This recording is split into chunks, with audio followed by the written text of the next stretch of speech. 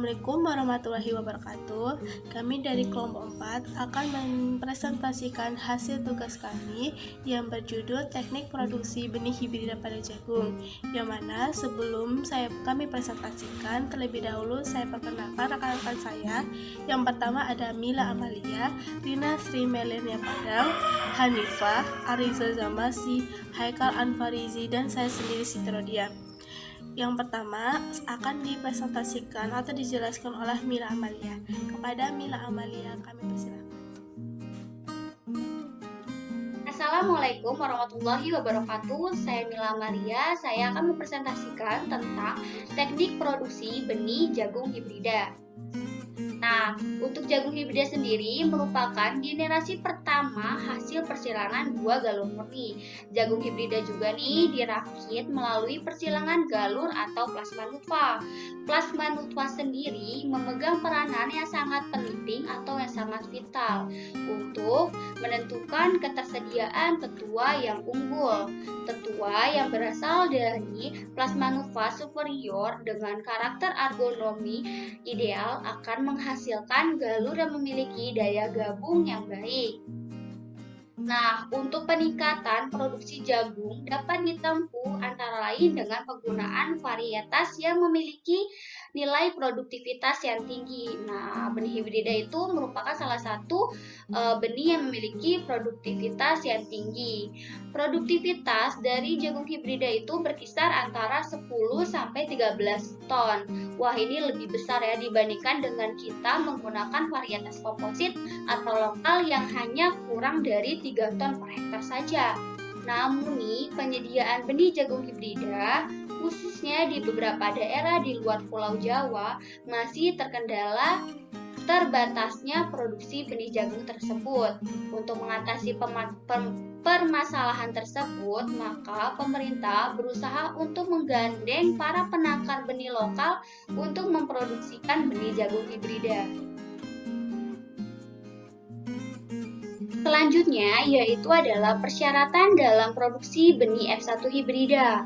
Nah, misalnya nih kalian jika ingin melakukan penanaman untuk memproduksi benih F1 hibrida, maka pertama-tama kalian itu pergi ke mitra produsen benih dan mengajukan permohonan kepada Balai Pengawasan Sertifikasi Benih atau BPSB setempat dengan mengisi formulir yang telah disediakan oleh BPSB. Dalam formulir tersebut, kalian itu mengisikan lokasi tempat yang akan kalian lakukan penanaman dan juga rencana tanggal tanam kalian. Setelah itu, maka lokasi akan ditinjau oleh BPSB dan jika disetujui, maka barulah kalian melakukan persiapan untuk penanaman. Nah, setelah kalian melakukan penanaman telah selesai, maka diinformasikan kembali nih kepada BPSB untuk penyampaian bahwa penanaman telah dilakukan dan tanggalnya tanggal berapa. Nah, selama pertumbuhan tanaman nih, maka pihak dari BPSB akan melakukan inspeksi lapangan untuk menilai kelayakan dan melakukan pencabutan tanaman yang menyimpang. Selanjutnya yaitu isolasi jarak minimal 200 meter atau isolasi waktu minimal 21 hari. Maksudnya yaitu penempatan lokasi produksi benih dengan lokasi varietas lain yang mempunyai waktu berbunga yang hampir bersamaan. Minimal itu jaraknya 200 meter. Bisa dilihat ya pada gambar tersebut jarak antara varietas lain dan benih yang akan kita produksi itu jaraknya itu 200 meter, tidak boleh berdekatan ya, dan perlu juga diperhatikan arah anginnya juga. Atau nih dapat juga kita lakukan dengan isolasi waktu. Artinya, penanaman dilakukan dengan selisih waktu tanam minimal 21 hari sebelum atau sesudah varietas lain ditanam. Untuk varietas yang mempunyai umur panen berbeda dapat dilakukan penanaman secara bersamaan. Namun, untuk varietas yang berumur lebih genjah atau lebih singkat, ditanam itu lebih dulu dibandingkan dengan yang berumur panjang. Hal ini untuk mencegah terjadinya pembungaan yang bersamaan dan persilangan. Dan harus diperhatikan juga ya untuk mencegah kekeringan tanaman. Lokasi produksi benih sebaiknya mempunyai sumber air irigasi atau air tanah yang cukup untuk menunjang pertumbuhan tanaman serta mudah untuk diakses. Sekian presentasi dari saya, selanjutnya akan diteruskan oleh teman saya. Assalamualaikum warahmatullahi wabarakatuh. Saya Siti Radia akan melanjutkan presentasi dari rekan saya mengenai teknologi produksi benih hibrida pada jagung. Di mana dalam teknologi produksi benih hibrida pada jagung ada beberapa tahapan yang perlu kita lakukan. Yang pertama ini penyiapan lahan, di mana dalam penyiapan lahan dibersihkan dari sisa-sisa tanaman maupun dari gulma yang ada di sekitar lahan. Pembersihan lahan ini dapat dilakukan dengan cara mekanik maupun secara kimiawi. Yang kedua ini pengolahan lahan. Pengolahan lahan atau pengolahan tanah ini menggunakan bajak dilakukan secara 2 kali dan diiringi dengan penggunaan garu. Tujuan dari penggunaan garu ini agar tanah menjadi gembur dan tidak berbentuk seperti bongkahan-bongkahan dan tanah pun dapat diratakan dengan baik. Apabila penanaman jagung pada musim hujan, perlu adanya pembuatan paret ataupun drainasi, di mana pembuatan paret ini juga ada tujuan lain seperti untuk pengairan lahan agar pemberian air pada lahan lebih efektif maupun lebih efisien. Tahap selanjutnya dalam teknologi produksi benih hibrida pada jagung itu penyiapan benih dan penanaman benih, di mana sebelum benih ditanam, benih terlebih dahulu diberikan perlakuan jenis dan dosis fungisida tergantung pada lokasi produksi benih tersebut. Untuk di daerah endemik spesies Peronosklerospora sorgi seperti di Sumatera Utara dan di daerah endemik lainnya, fungisida yang digunakan itu adalah metalaksil dengan dosis 3-5 gram per kilogram benih. Pelakuan benih dengan fungisida ini ada caranya, misalnya seperti ini. Fungisida sesuai dosis dimasukkan dalam wadah, kemudian diberi air secukupnya, diaduk merata, kemudian benih dimasukkan dan dicampur merata. Benih yang sudah dimasukkan ke dalam fungisida dikering anginkan selama beberapa jam sebelum benih digunakan. Dalam per hektar lahan, benih yang dibutuhkan antara 20-25 kg. Penanaman benih jagung ada beberapa tahap, di mana benih jantan dan benih betina 20-25 kg. Penanaman benih jagung ada beberapa tahap, di mana benih jantan dan benih betina perbandingannya 1:4, di mana dalam penanaman benih jagung perlu adanya penanaman benih jantan terlebih dahulu sebelum benih betina, karena benih jantan perkembangan pembungaannya relatif lambat dibanding benih betina. Jadi 5 hari sebelum menanam benih betina harus menanam benih jantan terlebih dahulu, sehingga menyempurnakan penyerbukan antara benih jantan dan benih betina. Jarak tanam untuk menanam jagung yaitu antara 70x20 atau 70x25 cm per tanaman per lubang tanam. Pada umur 2 minggu harus dilakukan inspeksi tanaman untuk membuang tanaman volunteer atau sisa biji yang tumbuh dari tanaman sebelumnya. Tahapan selanjutnya dalam produksi benih hibrida pada jagung yaitu pemupukan. Ini merupakan proses penting di mana dapat mempengaruhi pertumbuhan dan perkembangan pada tanaman jagung tersebut. Pemupukan pertama ini dilakukan pada umur 7 hari setelah tanam, di mana menggunakan pupuk urea dan pupuk NPK.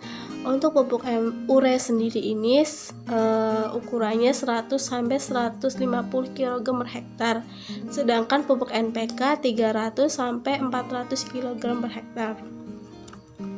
Untuk pemupukan kedua ini dilakukan pada umur 28-30 hari setelah tanam, dengan takaran 250-300 kg urea per hektar.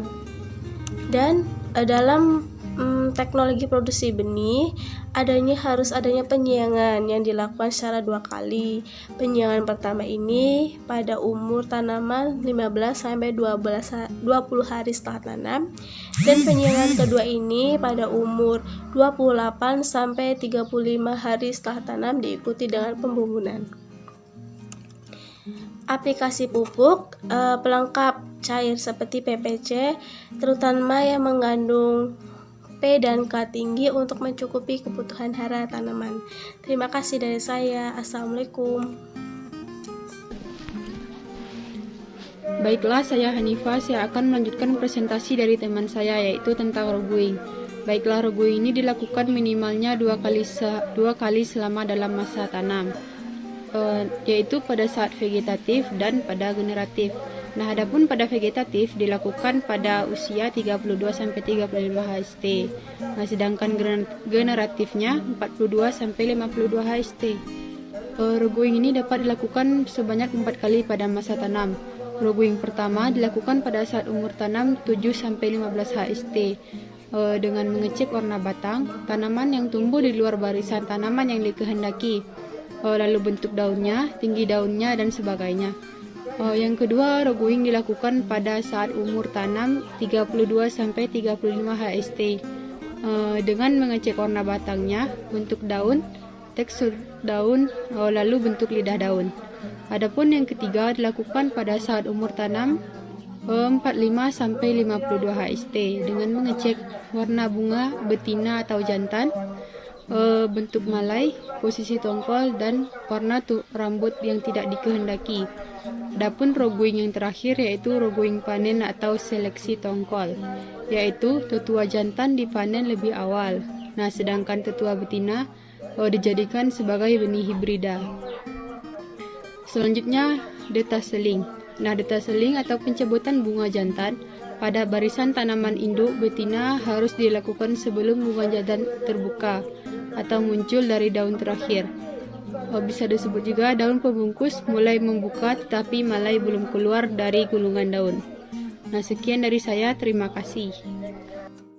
Baik, di sini saya akan melanjutkan penjelasan dari rekan saya, yaitu pada slide ini ada panen benih. Yang pertama, saat panen, yaitu pemeriksaan lapisan hitam dilakukan pada saat tanaman telah mencapai umur masak fisiologis atau beberapa bagian tanaman tersebut telah berwarna kecoklatan.